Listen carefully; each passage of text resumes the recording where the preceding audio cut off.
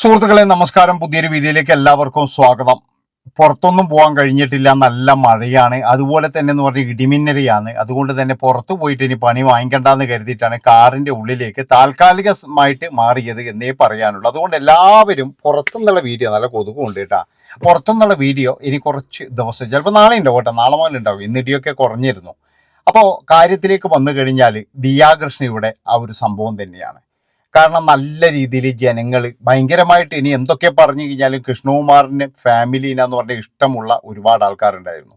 അതായത് എന്ത് പറഞ്ഞാലും കൃഷ്ണകുമാർ, സിന്ധു കൃഷ്ണകുമാർ, അതുപോലെ തന്നെ അവരുടെ ഭംഗിയുള്ള 4 പെൺമക്കൾ എന്നൊക്കെ പറഞ്ഞിട്ട് അവരെ ആരാധിക്കുന്ന 4 പെൺമക്കളുടെ അമ്മ, 4 പെൺമക്കളുടെ അച്ഛൻ എന്നൊക്കെ പറഞ്ഞിട്ട് ഒരുപാട് പേര് രാഷ്ട്രീയ ഭേദമേന്യേ അവരെ ആരാധിക്കുന്ന ഒരുപാട് ആൾക്കാരുണ്ടായിരുന്നു. പക്ഷേ അദ്ദേഹത്തിൻ്റെ ചില പറച്ചിലുകളും പിന്നെന്ന് പറഞ്ഞാൽ പിള്ളേരുടെ കുറച്ച് അഹങ്കാരങ്ങളൊക്കെ കൊണ്ടാണ് ഇന്ന് ഈ ഒരു സംഭവത്തിലേക്കായത്. വേറെ ഒന്നുമല്ല, ഞാൻ പറയുന്നത് എന്താണെന്ന് വെച്ച് കഴിഞ്ഞാൽ, ഇപ്പോൾ ദിയാകൃഷ്ണ എന്ന് പറയുന്ന ആ ഒരു വ്ളോഗർ, അതായത് കൃഷ്ണകുമാറിൻ്റെ രണ്ടാമത്തെ മകള് ഇപ്പോഴും വ്ളോഗ് ചെയ്യുമ്പോഴേ ഭയങ്കരമായിട്ടുള്ള നെഗറ്റിവിറ്റി, പിന്നെന്ന് പറഞ്ഞു കഴിഞ്ഞാൽ ഭയങ്കരമായിട്ടുള്ള തെറികൾ, ഇങ്ങനെയൊക്കെയാണ് വരുന്നത്. അതായത് എനിക്ക് തോന്നുന്നത് ഇവരെ അത്രത്തോളം എന്ന് പറഞ്ഞു കഴിഞ്ഞാൽ ഈ സഹോദരിയെ, ഈ ഒരു ദിയാകൃഷ്ണ എന്ന് പറയുന്ന ആ ഒരു കുട്ടിയെ എല്ലാവരും അങ്ങ് വെറുത്തിരിക്കുകയാണ്. വേറെ ഒന്നുമല്ല, ഞാൻ പറഞ്ഞില്ല, ഇവിടെ ഏറ്റവും വലുതെന്ന് പറഞ്ഞാൽ മാതാപിതാക്കൾ തന്നെയാണ്. ആ മാതാപിതാക്കളെ ആരെങ്കിലും അപമാനിക്കാൻ തുനിഞ്ഞിട്ടുണ്ടെങ്കിൽ അവർക്ക് കേരള മണ്ണിൽ, അല്ലെങ്കിൽ എന്ന് പറഞ്ഞാൽ പ്രേക്ഷകരുടെ മനസ്സിൽ ഒരിടവുമില്ല എന്ന് വീണ്ടും വീണ്ടും തെളിയിക്കുകയാണ് ചെയ്തത്. എന്താണെന്ന് വെച്ച് കഴിഞ്ഞാൽ, ഞാൻ പറഞ്ഞില്ല, ഇവിടെ ഏറ്റവും വലുതെന്ന് പറഞ്ഞാൽ പ്രേക്ഷകർ തന്നെയാണ്. ആ പ്രേക്ഷകർ കഴിഞ്ഞിട്ട് മാത്രമേ വേറെ എന്തുള്ളൂ. അപ്പോൾ ദിയാകൃഷ്ണ എന്ന് പറയുന്ന ആ ഒരു യുവതി വിചാരിച്ച എന്താണെന്ന് വെച്ച് കഴിഞ്ഞാൽ, അവർക്ക് എല്ലാ തരത്തിലും ഇങ്ങനെ പറഞ്ഞാൽ പ്രേക്ഷകർ കിട്ടും, അല്ലെങ്കിൽ ഇങ്ങനെ പറഞ്ഞു കഴിഞ്ഞാൽ. പക്ഷെ നിങ്ങളൊന്ന് ആലോചിച്ച് നോക്കണം, ഇനി എത്ര വലിയ ഡോളറിന് വേണ്ടിയിട്ടായാലും ആ ഒരു അമ്മയുടെ മനസ്സ് വേദനിപ്പിക്കുക എന്ന് പറഞ്ഞു കഴിഞ്ഞാൽ അത് വളരെ മോശമല്ലേ? അതായത് അവരുടെ മകനെ കല്യാണം കഴിച്ചു, അവർ സുഖമായിട്ട് ജീവിക്കുന്ന ആ വീട്ടുകാരുമായിട്ട്, എനിക്ക് തോന്നുന്നത് എന്താണെന്ന് വെച്ച് കഴിഞ്ഞാൽ, സാധാരണ ഒരു മകൻ കല്യാണം കഴിച്ചു കഴിഞ്ഞാൽ അമ്മയുടെയും അച്ഛൻ്റെയും ഒക്കെ കൂടെയാണ് താമസിക്കുക. ഇത് അതുപോലും ഇല്ലാതെ മകൻ എന്ന് പറഞ്ഞു കഴിഞ്ഞാൽ ഇവർ രണ്ടുപേരും സെപ്പറേറ്റ് ആയിട്ട് താമസിക്കുന്നു. ആ അമ്മയ്ക്കാണെങ്കിൽ വേറെ മക്കളോ ഒന്നുമില്ല. നമുക്കെല്ലാവർക്കും അറിയാം, ഒരു സഹോദരി, ഇവന് ഈ അശ്വിൻ എന്ന് പറയുന്നവന് ഒരു സഹോദരി മാത്രമേ ഉള്ളൂ. എന്നിട്ടും അവർ ആ ഒരു പിന്നെന്താ അവൻ മകനെ അവർ വിട്ടുകൊടുത്ത്, രാജകുമാരനെ പോലെ വളർത്തിയ മകന് വിട്ടുകൊടുത്ത് ആ മകനുമായിട്ട് അവർ ഉല്ലസിച്ച് നാടൊക്കെ ചുറ്റി നടന്ന് അവരുടെ ഇതുപോലെ ജീവിക്കുമ്പോൾ ആ അമ്മയെയും അച്ഛനെയും വെറുതെ വിട്ടൂടെ? അതാണ് എൻ്റെ ചോദ്യം. ആ അമ്മയെയും അച്ഛനെയും പറഞ്ഞത് കൊണ്ട് മാത്രമാണ് ഇന്നവരെ നാട്ടുകാർ വെറുത്തത്. അതുകൊണ്ട് തന്നെയാണ് അവരുടെ സബ്സ്ക്രൈബർ ഇറങ്ങിപ്പോകുന്നത്. അതുപോലെ തന്നെ എന്ന് പറഞ്ഞു കഴിഞ്ഞാൽ ഒരുപാട് വ്യൂസ് കുറയുന്നു.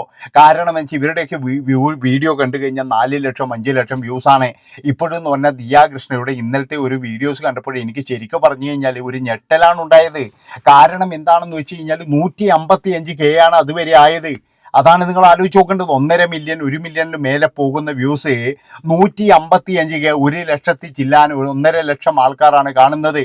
അതാണ് എനിക്ക് വലിയൊരു അതിശയമായി തോന്നിയത്. അപ്പോൾ നമ്മുടെ മലയാളികളുടെ മനസ്സിൽ ഇങ്ങനെയുള്ളവർക്ക് സ്ഥാനമില്ല എന്ന് വീണ്ടും വീണ്ടും തെളിയിച്ചു കൊണ്ടിരിക്കുകയാണ്. അവിടെ അച്ഛനെയും അമ്മയെയും തള്ളി പറഞ്ഞു കഴിഞ്ഞാലൊന്നും മലയാളികൾ വകവെക്കൂല മക്കളെ. അതായത് കഴിഞ്ഞ വർഷം ഇതേ സമയത്ത് എന്ന് പറഞ്ഞാൽ ദിയാകൃഷ്ണയ്ക്ക് ഒരു പ്രശ്നമുണ്ടായപ്പോഴും മലയാളി സമൂഹം ഒന്നടങ്കം അവരുടെ കൂടെ നിന്നതാണ്. അതായത് അവരുടെ ആ ഒരു കടയിൽ നിന്നും അവരുടെ സ്ഥാപനത്തിൽ നിന്നും കുറേ ലക്ഷങ്ങൾ മോഷണം പോയി എന്ന് പറഞ്ഞിട്ടുള്ള ഒരു പ്രശ്നങ്ങളും, അതോടനുബന്ധിച്ച് എന്ന് പറഞ്ഞാൽ രാഷ്ട്രീയ ഇടപെടലുകൾ, അതായത് ആ ഒരു യുവതികൾക്ക് വേണ്ടിയിട്ട് ഭയങ്കരമായിട്ട് അവരുടെ രാഷ്ട്രീയക്കാരൊക്കെ ഇടപെടുന്നു. പിന്നീട് കൃഷ്ണകുമാറിനെ അദ്ദേഹത്തിൻ്റെ രാഷ്ട്രീയം നോക്കിയിട്ട് ഒറ്റതിരിഞ്ഞ് ആക്രമിക്കാൻ നോക്കുമ്പോൾ നമ്മളെല്ലാവരും ഇടപെട്ട്, നമ്മളെ യൂട്യൂബേഴ്സ് മുഴുവൻ അതായത് കൃഷ്ണകുമാറിൻ്റെ കൂടെ തന്നെയായിരുന്നു. കാരണം എന്താ, കൃഷ്ണകുമാറും ഫാമിലിയും ഇതിൻ്റെ അകത്ത് നിരപരാധിയാണ്, ഒന്നും ചെയ്തിട്ടില്ല എന്നുള്ളതിൽ തന്നെ. അങ്ങനെ നമ്മളെല്ലാവരും കൃഷ്ണകുമാറിന് പിന്തുണ കൊടുക്കുന്നു. അങ്ങനെ അവരുടെ ആ ഒരു കേസുകളും കാര്യങ്ങളൊക്കെ എന്ന് പറഞ്ഞാൽ ഇപ്പോൾ വിചാരണ കാലഘട്ടത്തിലേക്ക് നീങ്ങിക്കൊണ്ടിരിക്കുകയാണ്. അപ്പം അങ്ങനെയൊക്കെ എന്ന് പറഞ്ഞു കഴിഞ്ഞാൽ നല്ല രീതിയിൽ വരുന്ന ആ ഒരു സംഭവം ഇപ്പോൾ പെട്ടെന്നൊരു സുപ്രഭാതത്തിൽ ദിയ അത് പൊട്ടിച്ചു കളയുകയാണ് ചെയ്തത്. അതാണ് നിങ്ങൾ മനസ്സിലാക്കേണ്ടത്. അവിടെ എന്താണ് എല്ലാവരും ഇവരെ നെഗറ്റീവായി അല്ലെങ്കിൽ ഇവരെ അഹങ്കാരിയായി മുദ്രകുത്താനുള്ള കാരണം എന്ന് വെച്ചാൽ, ഈ അശ്വൻ്റെ അമ്മയും അച്ഛനും അവരെയൊക്കെ എന്ന് പറഞ്ഞു കഴിഞ്ഞാൽ നമ്മളൊക്കെ വ്ളോഗിലൂടെ കണ്ടതെന്ന് പറഞ്ഞാൽ ഇവരുടെ വ്ളോഗിലൂടെ തന്നെയാണ്, അല്ലാതെ വേറെ ആരുടെയും വ്ളോഗിലൊന്നുമല്ല. ഈ ദിയാകൃഷ്ണ തന്നെ അമ്മ പിന്നെ മമ്മി മമ്മി, മീനമ്മ മീനമ്മ എന്നൊക്കെ പറഞ്ഞ് പോകുമ്പോഴാണ് നമ്മളിതൊക്കെ കാണുന്നത്.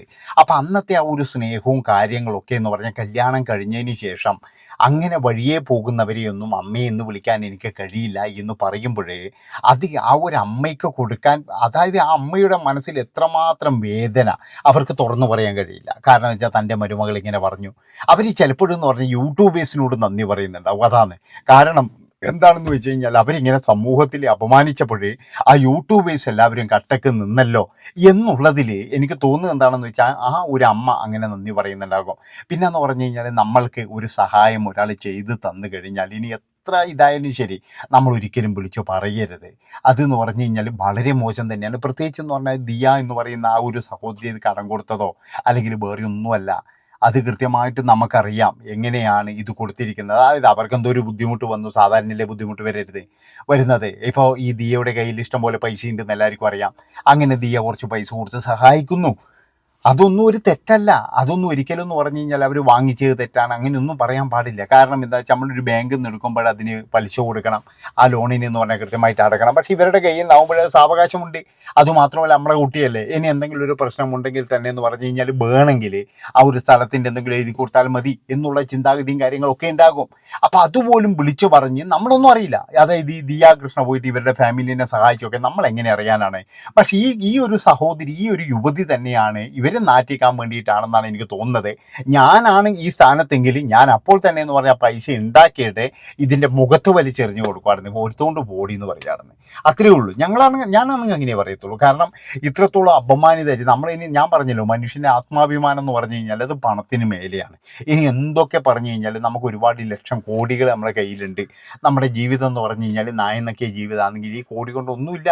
കാരണം എന്താണെന്ന് വെച്ചാൽ ഈ കോടി കൊണ്ട് നമുക്ക് ഒരുപാട് ഭക്ഷണം കഴിക്കാം, അല്ലെങ്കിൽ ഒരുപാട് സുഖിക്കാം, ഒരുപാട് സ്ഥലങ്ങളിൽ പോകാം എന്നല്ലാതെ വേറെ ഒരു ഇതുമില്ല.